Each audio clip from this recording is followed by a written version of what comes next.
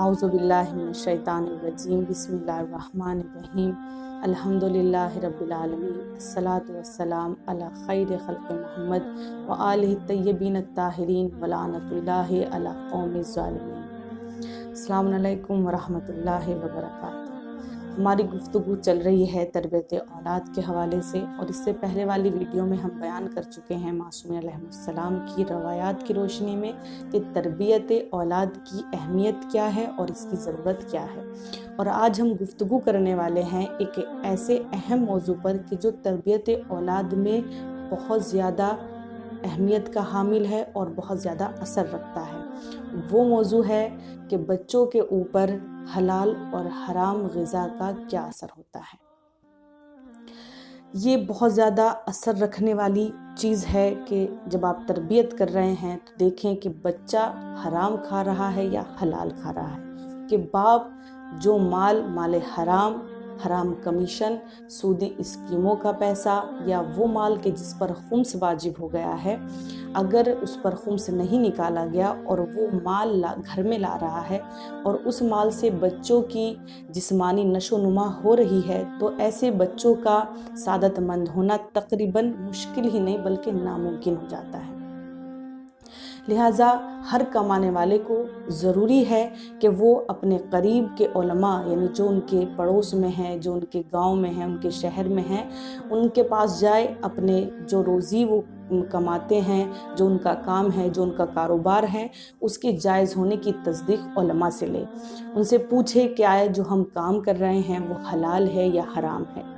وہ مال کے جو ہم کما رہے ہیں اس پر کتنا خمس ہوگا، کب ہوگا، وہ تمام معلومات اپنے قریب کے علماء سے ضرور کرے۔ کبھی کبھی ایسا ہوتا ہے کہ ہم متوجہ ہی نہیں ہوتے کہ جو ہم کر رہے ہیں آیا وہ صحیح ہے یا نہیں ہے، تو یہ تو بعد کی بات ہے کہ ہم حرام کما رہے ہیں یا حلال، اس سے بچنا ہے۔ نہیں، سب سے پہلے ہمیں یہ دیکھنا ہے کہ جو کاروبار ہم کر رہے ہیں آیا وہ حلال ہے یا وہ حرام ہے۔ اگر حلال ہے تو سبحان اللہ، اور اگر حرام ہے تو ہمیں اس سے بچنے کی کوشش کرنی پڑے گی، کیونکہ اس کا اثر بہت زیادہ ہوتا ہے۔ امام علی علیہ السلام فرماتے ہیں بدترین مال وہ ہے کہ جس میں اللہ کا حق نہ نکالا گیا ہو، یعنی جس کے اندر سے خمس نہ نکالا گیا ہو۔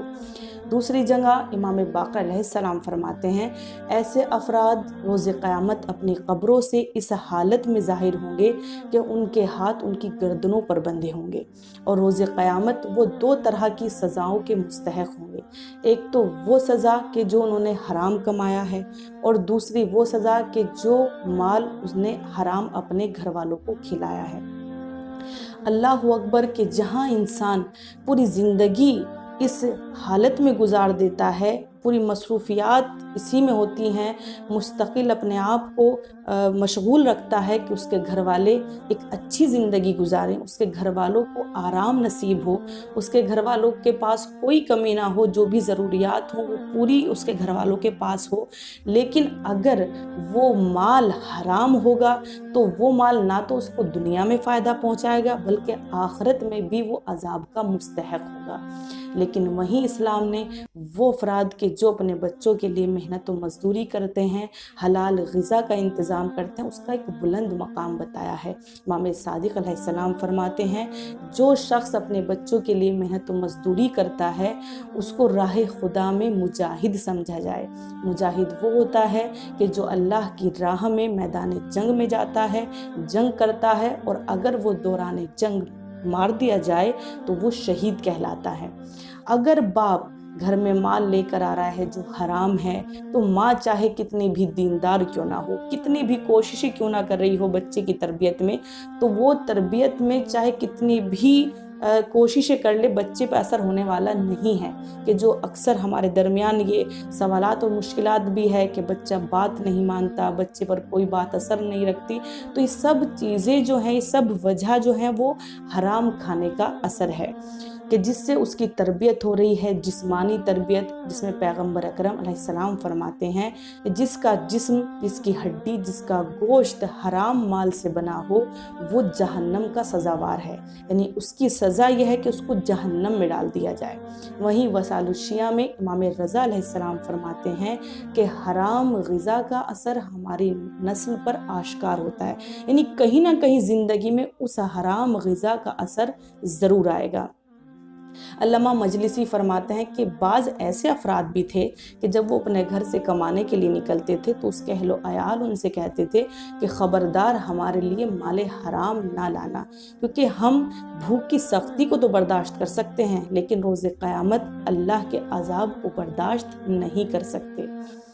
تو تربیت کے اندر اس حرام کا اس قدر اثر ہوتا ہے کہ ایک اثر یہ ہے کہ جب انسان حرام غذا کھاتا ہے، چاہے وہ تھوڑی ہو یا زیادہ ہو،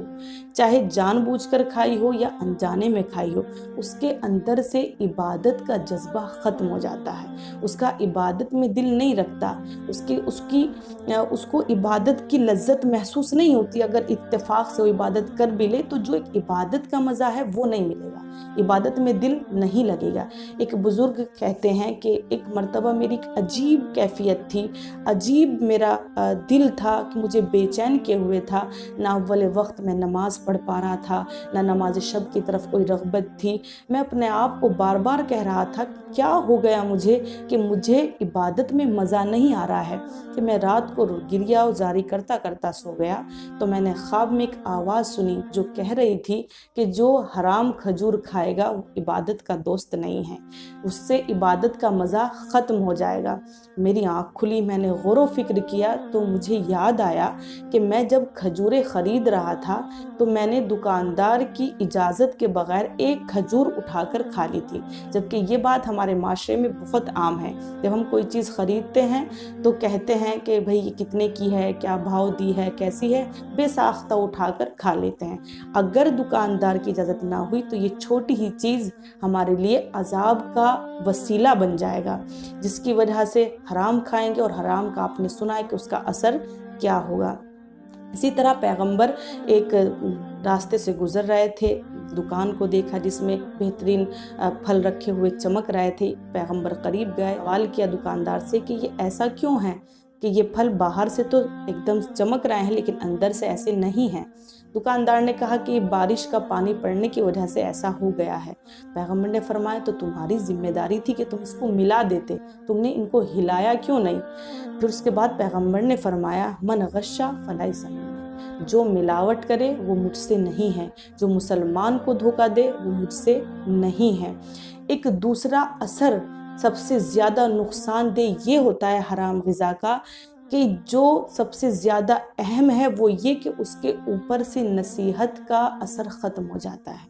یعنی جو حرام کھاتا ہے اس کو نصیحت فائدہ نہیں پہنچاتی، چاہے وہ نصیحت ماں کی ہو، چاہے باپ کی ہو، چاہے استاد کی ہو، چاہے بزرگوں کی ہو، حتیٰ کہ چاہے وہ امام کی ہی کیوں نہ ہو، اس کے اوپر کوئی اثر نہیں ہوتا۔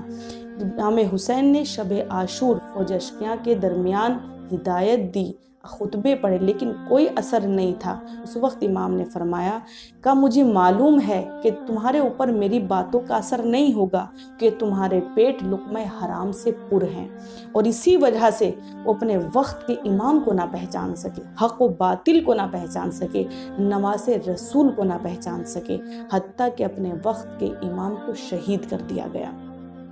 تو کہیں ایسا نہ ہو کہ ہم بھی انہی گناہوں میں ملوث رہیں، اور جب ہمارا وقت کا امام آئے اور ہمیں آواز دے تو ہم اس کی آواز پر لبیک نہ کہہ سکیں بلکہ اس کے مقابلے میں کھڑا ہو جائیں۔ لہٰذا ہمیں ان تمام چیزوں سے پرہیز کرنا ہوگا تاکہ جب ہمارا وقت کا امام آئے اور ہمیں آواز دے تو ہم لبیک کہیں اور ان کے اصحاب و انصار میں شامل ہو سکیں۔ وآخر الدعوانا